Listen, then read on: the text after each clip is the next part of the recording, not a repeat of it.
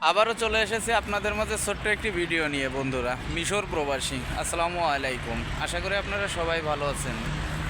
আমার প্রিয় বন্ধুরা, পিছনে এই যে গাছগুলো দেখতে পাচ্ছেন, এই গাছগুলো কি জানেন? মিশরের মাটিতে একটা বাঙালি এই সবজি ক্ষেত করছে। আসলে সারাদিন কর্মস্থলে ডিউটি করার পর তারপরে বাসায় এসে এই ক্ষেতে সে একটা ক্ষেতে সবজি উৎপাদন করছে। আসলে এই সবজি বাংলাদেশ থেকে বীজ এনে এইখানে লাগানো হয়েছে।